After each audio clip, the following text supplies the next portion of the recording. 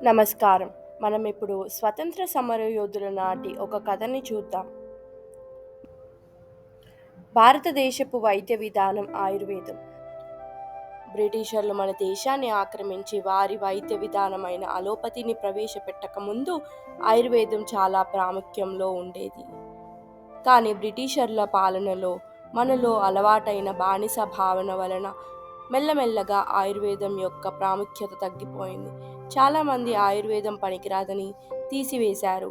అట్టి కాలంలో బెంగాలుకు చెందిన ఒక ప్రముఖ వైద్యవేత్త ఆయుర్వేదాన్ని కాపాడుకోవటానికి నడుం కట్టాడు. ఆంగ్ల ఔషధాలకు ధీటుగా దేశీయ ఔషధాలు తయారు చేసే ఒక సంస్థను స్థాపించాడు. అలా ఎంతో కష్టపడి ప్రతికూలమైన పరిస్థితుల్లో సంస్థని నడుపుతుండగా ఒకనాడు ఆ వైద్యవేత్తకు ఒక భీషణమైన సమస్య ఎదురైంది. ఆ సంస్థ తయారు చేసిన ఎన్నో మందులు ఏదో కారణముగా పాడయ్యాయి. ఆ విద్యావేత్త ఎంతో దుఃఖించాడు. అతని విచారం చూసి అక్కడే ఉన్న ఓ ఉద్యోగి ఇలా పలికాడు: అయ్యా, మీరు విచారించకండి. ఇంకా ఈ మందులు పూర్తిగా పాడు అవ్వలేదు. ఇంకొన్నాళ్ళు సునాయాసంగా మనం వీటిని అమ్మవచ్చు. అట్లు చేయకున్నా మనకు చాలా నష్టం వస్తుంది. ఆయుర్వేదాన్ని కాపాడుకోవాలన్న మీ ఆశయం కూడా అప్పుడు నెరవేరకపోవచ్చు. ఇటువంటి అవినీతి భరితమైన మాటలు విని ఆ విద్యావేత్త మండిపడుతూ ఇలా జవాబులిచ్చాడు: నష్టం వస్తుందని పాడైపోతున్న మందుల్ని అమ్ముతామా? అట్టి నీచమైన కార్యాన్ని నేనెప్పుడూ చేయలేను. ఆయుర్వేదం ధర్మం ఉన్న చోటే ఔషధాలు పనిచేస్తాయని చెప్పింది కనుక నా ఆశయం ధర్మస్థాపనే.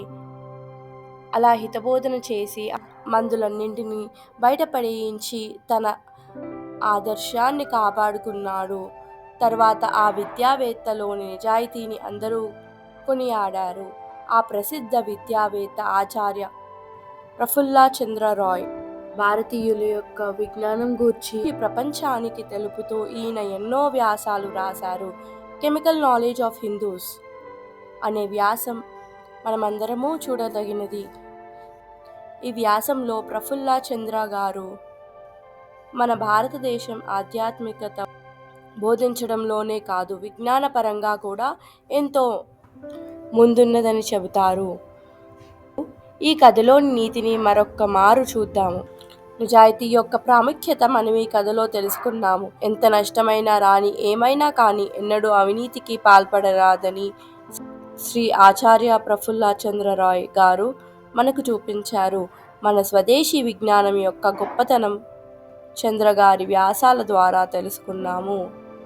మరొక మంచి నీతి కథతో మళ్ళీ కలుసుకుందాం. ధన్యవాదాలు.